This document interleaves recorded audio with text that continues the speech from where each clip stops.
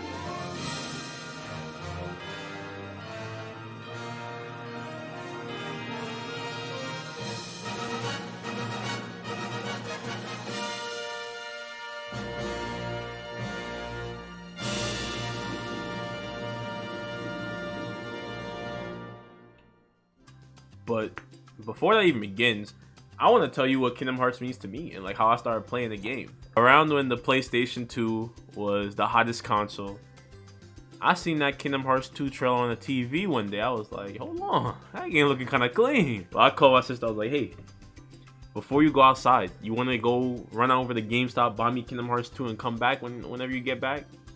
She was like, no, why not? You trying to do dishes for the rest of this month? I was like, yeah, might as well. So she went, came back. I was waiting. I must have been up till like 10 that night. I was waiting whole night for the comeback with Kingdom Hearts. And she came back with Kingdom Hearts 1. And I was stuck on Destiny Island for like 3 days. But it's alright, because I got to Hollow Bastion. And then my save data corrupted. It's also alright, because then I got to the final level, the final save point. And then my cousin deleted my file. So I never really beat Kingdom Hearts 1 until 1.5 Remix came out on PS3. And by that time, I didn't really care about the game because I had played Kingdom Hearts 2 so much. So this is like the first time I ever looked at the game from a perspective of me not having played Kingdom Hearts 2 for a while, because I haven't actually played Kingdom Hearts 2 in a little bit. If you have any worries about if this game doesn't run well, you shouldn't. It runs perfectly fine. It has frame rate adjustment, so you can play at 144 frames, and that's reason enough to buy it on PC. It has 1920 by 1080. If you want to upscale it to, if you have a 2048 mod, I'm pretty sure you can also do that. And it also has colorblind options. Like, Kingdom Hearts are colorblind? What? Different button mapping, and mods are working for the game, so if that's also an interest for you, then go ahead. It's overall, it's good for the longevity of Kingdom Hearts. I'm just happy that they got the port right, if anything. But before I tell you why you should play this game, you may be wondering to yourself, what is a Kingdom Hearts? Why does this kid have so many zippers on him and is wearing a onesie? Why is Riku a Chad? Why do you care? And I'll tell you right now, you shouldn't. You play as the main character, Sora, and your island basically gets destroyed, and you realize that you're the owner of the Keyblade, which duty is to seal the keyholes of the other worlds.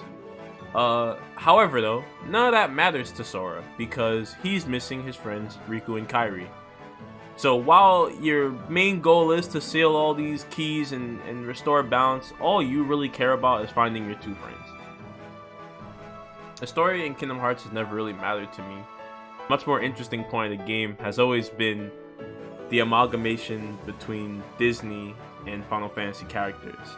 And at first, this kind of bridging between the two different mediums is weird.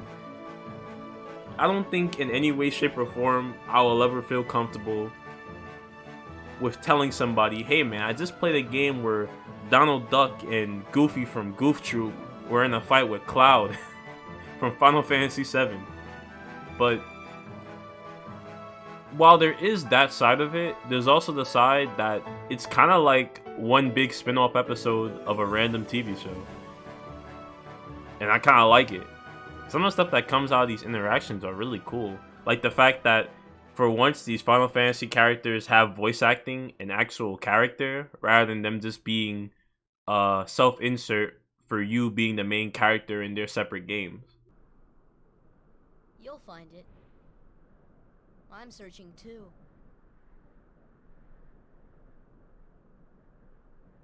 For your light?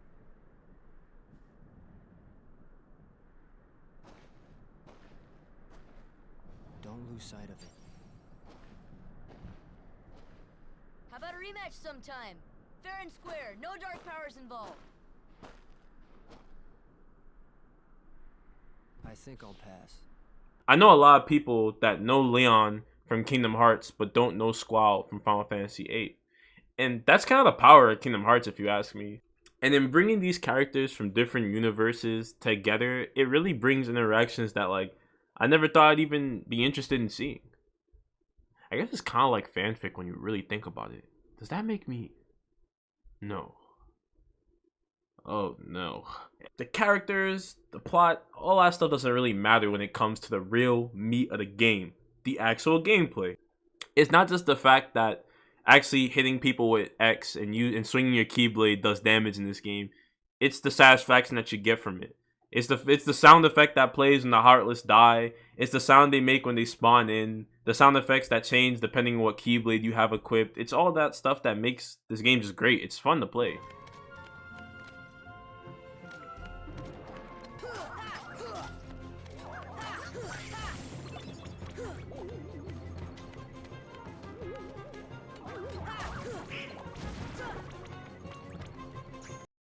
The action in this game is really good. All the enemies have good keyframes to tell you when they're about to attack. It feels like although you're playing the same character, especially with the ability point system, although you're playing the same character Sora, you can play different versions of Sora if you really want to. Maybe you only want to use magic in a playthrough, and I'm pretty sure the abilities like MP Rage and MP Haste, you can use those to get more magic since you only use magic moves. Or maybe you only want to press X, so you could just only level strength and get more abilities that affect your strength. And with the ability point system making it so that you can equip and remove abilities, it makes it so that you have to think when you equip things. Instead of you using guard with the square button, you can recognize that when you press the attack button, if you press at the right moment, it will clash with the enemy and you get a pseudo guard. So instead of you even equipping guard, you could just get it out and get 2 extra AP to put into something else. And there's a lot of cool things to combat too that will really only come from experimentation, like the MP bar. The MP bar at first glance will probably be to newer players a little something that makes it so that you don't die as quick, that you can heal every now and then. But if you play around with it more, the possibilities are like literally endless. You can end up doing half of a boss's health with one move. You can end up targeting aerial enemies more effectively if you use the right move for MP. You could put up a shield that makes it so that your damage is reduced. Instead of having to worry about guarding as much, you can do extra damage with thunder. You can straight up stop certain bosses from doing their attacks so you can just get damage in. That's how I beat Maleficent, by the way. Don't shame me. But you know, the MP bar really gives a lot of nuance to this game, to the point that I think MP is more important to strength. But the Kingdom Hearts series has always been known to give you multiple ways to deal with a situation, so try whatever option you like the best. More than anything, the reason why I feel that I really like the Kingdom Hearts series, it's like my childhood. It literally feels like a power fantasy when you see how large Sora's health bar can get, and how by the end of the game, you're flying all around different maps when originally you could barely jump properly to get to different platforming areas. Being in Deep Jungle on your first visit, then going back the second time to be flying around and not have to even worry about the hippos in the ground, that's a crazy feeling. And I feel like Kingdom Hearts really embodies that. From hardly being able to win the Colosseum fights to fighting Sephiroth in a one-on-one, the game really brings you up to feel like you're way more powerful than you are. Even when using some of your special moves and having the screen turn darker, that's like the power fantasy feeling. You gotta remember, back then, a lot of RPGs took a lot of influence from the West, being more medieval based and having to do with castles, and I feel like Kingdom Hearts was one of the few that, instead of doing that, went with a more cartoony aspect and even more like Japanese kind of style to it, and it kind of worked. Kingdom Hearts is really anime when you look at it. When you look at the animations, just look at the secret trailer for Kingdom Hearts 2, and you'll be like, okay, when's the anime coming? Oh, when am I gonna watch it in English sub? No dubs allowed over here, by the way. If all Kingdom Hearts ever set out to do was let you explore a bunch of Disney worlds in a 3D environment, it'd still be an A+ game. All these worlds are imagined in such an interesting way. The level design is just good in this game. From Wonderland having you go through different doors and different random paintings that will change the perspective of the room from being upside down to right side up to all different weird wacky perspectives, to Agrabah having you go through a whole cave, which is needing you to go through both on the lower level and the bottom level. I don't even need to talk about the elevators in Hollow Bastion. The level design in this game is really intricate. However, this game was made in the early 2000s, so although they remastered a lot of the areas and things look sharper, it's still a game made in the early 2000s. The cutscenes are basically untouched. So a lot of times, either the cutscenes will look really good and fluid, or other times it'll look like a Nutcracker doll opening and closing its mouth. So that's tough, but it's to be expected with a game this old. We visited so many places and worlds looking for you. Really? Well, what do you know? The post game also for me was a little lackluster because I had never before made the ultimate weapon, and I thought to myself, you know what, I'll make the ultimate weapon for this playthrough because I want to really experience Kingdom Hearts. Like, I haven't played Kingdom Hearts 1 in so long, I want to see what it's really about. So I did the synthesis grinding for the ultimate weapon, and that was easily some of the worst grinding I've ever done in any game, because it took me 16 hours to get the items that I needed. 7 of those hours were just looking for one of those items, so that was fun. And then after I got the ultimate weapon, I was too high level to even have fun with the extra game. Like, I fought Sephiroth and I beat him on my second try, beat the Mysterious Man on my first try, because it's just, once you hit like level 85, and I'm playing on Proud mode too, once you hit level 85, the game just becomes too easy, especially with like the ultimate weapon. So my recommendation is that if you do decide to do the post game, I recommend that maybe you hit level 65-ish, like 70, and then you just do nothing but do the fights then.